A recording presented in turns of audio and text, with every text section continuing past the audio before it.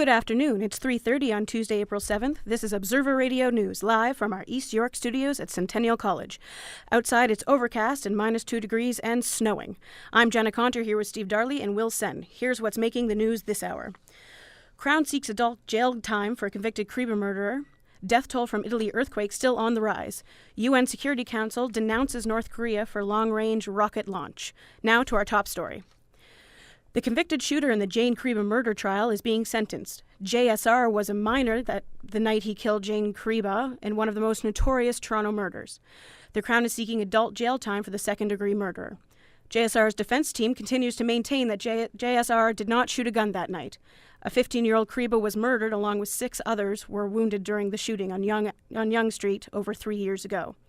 The defense acknowledges that JSR has a history of violence, but claims he has shown vast improvements during his stay in jail. It's not easy for a boy to wear pink. That's why dozens of students and teachers put on pink t-shirts at their Toronto high school.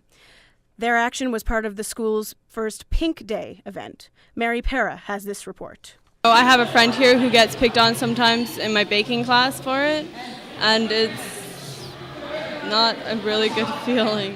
Grade 12 Danforth Collegiate student Ashley Kellestein talks about a friend who gets bullied for being gay. Kellestein helped plan her school's first Pink Day event. Pink Day is an international day against bullying. It's a day to stand up against all forms of discrimination. Teacher Margot Hike runs an anti-homophobia group at the school called SAS. She says speaking about all forms of discrimination is a way to reach out to more students. The ESL students recently have said they'd like to join SAS because with Pink Day, they said, what is that? And I went into the ESL classroom, they wanted to know. And they're so into human rights because they, of course, their families have left countries where their human rights may not have been so great. Grade 10 student Aditi Fauzia is one of the ESL students who helped with Pink Day.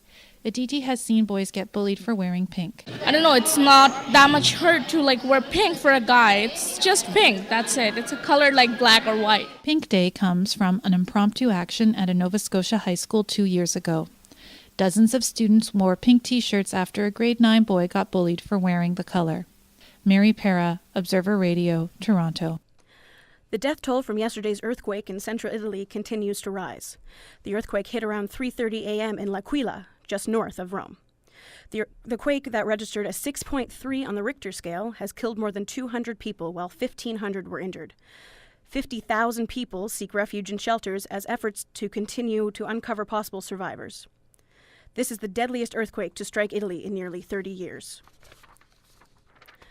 The U.S. Department of State says the launch of a long-range rocket in North Korea this past weekend is not something to celebrate. The department says this launch has further isolated North Korea and has violated UN Security Council resolutions. The council met Sunday evening but wasn't able to generate an immediate response to what is being referred to as a serious development. Secretary of State Hillary Clinton said that the U.S. is not alone in denouncing North Korea for this rocket launch. North Korea is now at risk of losing future gains from six-party talks. Talks have now turned to persuading North Korea to abandon their nuclear program. And that's the latest news. Now here's Steve Darley with the sports. Steve? Thanks, Jenna. The sight, sounds and smell of spring are in the sporting air. The first week of April means opening week in Major League Baseball. The Blue Jays will be looking to build on their opening night win last night. David Percy is the starting pitcher tonight, and he'll be hoping that the bats stay hot as the Jays take on the Detroit Tigers in the second of a 4-game series. Game time is 7 o'clock. Still with baseball, and tonight's game at the Rogers Centre will be a dry affair. Ontario's Alcohol and Gaming Commission temporarily suspended the stadium's liquor licence because of infractions last year. Tonight is the first of 3 one-day suspensions and comes on the back of some rowdy fan behaviour last night. Attendance is forecasted to be low, and the alcohol ban could keep walk-up fans away. The NHL has a packed schedule tonight, 13 games, including the Leafs, who play the Devils in New Jersey. Tonight's matchup is the last Leafs road game of the year, with Buffalo and Ottawa visiting the ACC to round out the season. The Raptors put their pride on the line and not much else tonight as they face the playoff-bound Atlanta Hawks. With 3 games left on a difficult season, the Raptors will look to bounce back from a home defeat to the New York Knicks. Swimsuit season is just around the corner, forcing the masses to sweat it out to get beach body ready. Running on a treadmill like a hamster just doesn't cut it for most people these days. A more stimulating way to trim down can be found at Steele's West Gym, and there isn't a dumbbell or stair climber in sight. Jenna Conter has this story.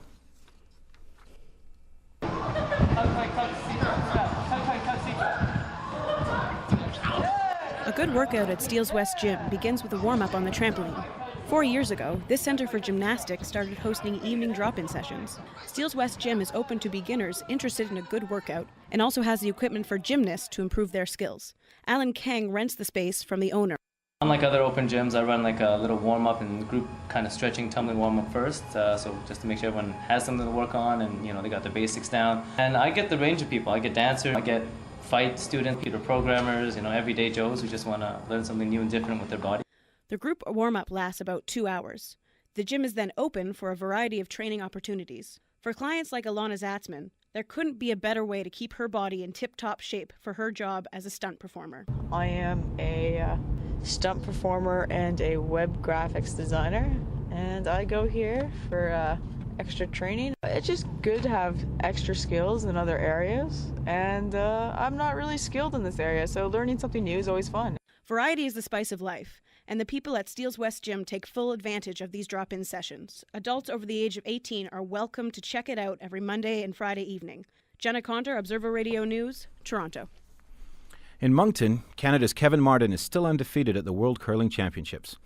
Martin's team won easily this morning against Switzerland to post a perfect 6-0 record so far. Tonight they face a tricky test against Norway, the only other unbeaten team. In the golf world, all eyes are on Augusta, Georgia this week and the first major championship of the year. The 2009 Masters sees the return of a certain Tiger Woods to major play. Woods has quickly returned to form since his return from an 8-month injury layoff. Woods, who won the Arnold Palmer Invitational 2 weeks ago, is the bookies' favourite to add another green jacket to his collection. Champions League soccer play resumes in Europe today with 2 more quarter-final games in progress and 2 more slated for tomorrow. Arsenal travel to Spanish club Villarreal, looking to secure a tricky road win. Meanwhile, Manchester United are at home at Old Trafford today. The visitors are FC Porto, a tough team out of the Portuguese league. United are the reigning champions and are looking to add another trophy to the cabinet this year.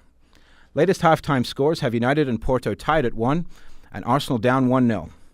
That's you up to date with sports. Stay with us after the break for all the entertainment news with Will Senn. Dr. John from Popeyes. I was raised on Cajun chicken, the New Orleans cuisine. And the folks at Popeye's Chicken, well, you know just what I mean. Help me, girls. Love that chicken from Popeyes.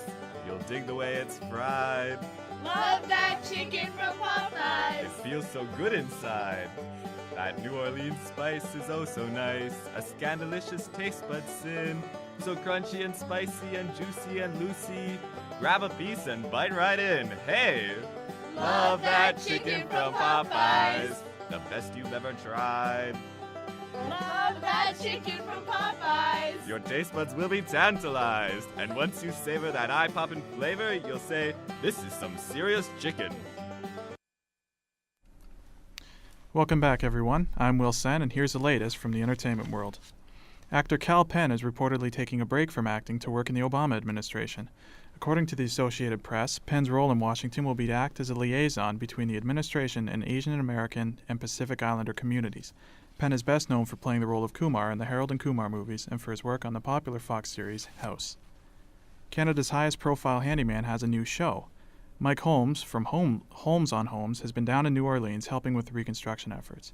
The Toronto Star reports that Holmes has been in the city working with the Make It Right Foundation, which was created by actor Brad Pitt. First episode airs tonight at 9 on Global, followed by a 6-episode series on HGTV. Panhandlers, people sleeping on subway grates. These are just some of the images of homelessness seen throughout the city. Some say it's a problem so rampant that it has become easy to overlook. That's why one group of artists and advocates came together 2 years ago to photograph the homeless experience for a unique art project.